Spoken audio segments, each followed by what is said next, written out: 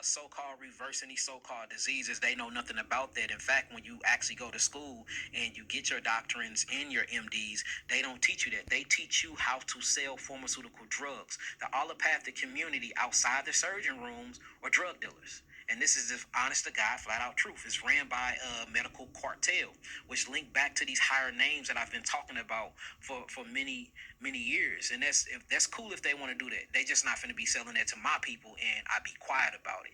You see what I'm saying? It's all about a different perspective. We are dealing with another people's psychology. We're operating in another people's history and education. And everybody act like science is just solidified or is facts. Just because it's science, it don't make it facts. Science is part of a culture. If you go to Africa right now and you check their science, it's very, very different from the Western allopathic science. If you go to India right now, they have something called medicineless hospitals where you don't get medicine at their hospital. So they have the same hospital with the same concept, except one in America pushes drug, the other one they pushes breathing therapy. You go to an Indian hospital, they gonna tell you to meditate to bring your blood pressure down, to get rid of your hypertension. You stay here, they gonna give you some type of drug to try to control your blood pressure. You go to Africa, they gonna change your diet. But we still talking about blood pressure, and it's still a institute or a sanctuary that you go to receive your so-called healing. So the science is not the issue. It is the culture. We are operating in another people's culture. We eating other people's food. You see that? We taking other people's medicine. We're following other people's gods, or what you would call religion, and we wondering why we out of our minds. We're out of our original Aboriginal African minds, and we're in the minds of Europeans and other people, and that's why we don't have no peace. We don't have no identity. We don't have no language. We don't have no land. We don't know who we are. We identify with the color of a crown and shirt. We call ourselves black. Then you'll say you're African American, which is two continents. Who are you? If you ask an Italian, he's gonna say, I'm Italian, I speak Italian, I'm from Italy.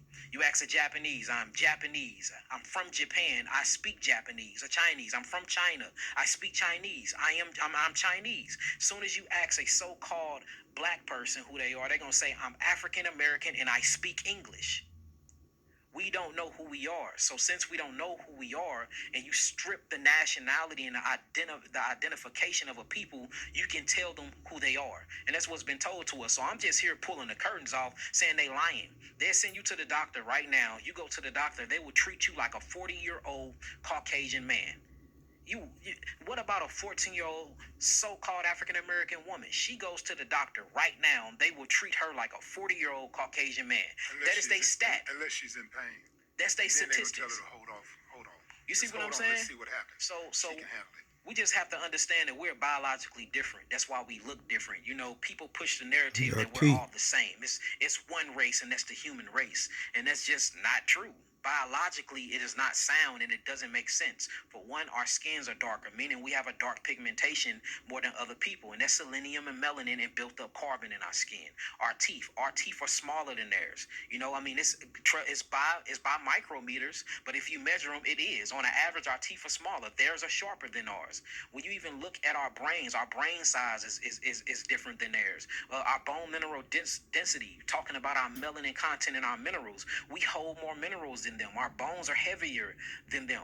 Like when you actually look at us, our skulls, you can actually, this is the reason why somebody can die and decompose. They can go dig up the body, and based off of their femur bone and based off of their DNA, they can tell whether they're so-called white, so-called black, Asian, Chinese, and all these other different types of what they'll call race of species, because we are molecularly and biologically different than any other race. So if I'm different, if my molecular biological structure is different, if my melanin content is different, if my minerals is different, even my electrolytes and how it roam around through my blood is different, if I react to the environment different, if I can take the sun more than other people, you take the sun, you get cancerous causing agents, I take the sun, my melanin eats the sun, and I get energy from it. That means that the geographical location is different. If the geographical location is different, that means that the food is different. If the food is different, that means that the medicine is different. And if the medicine is different, that means that the water is different too. So that's all I'm bringing to the people. I'm just trying to wake the people up and show them just because we different don't make us better. That's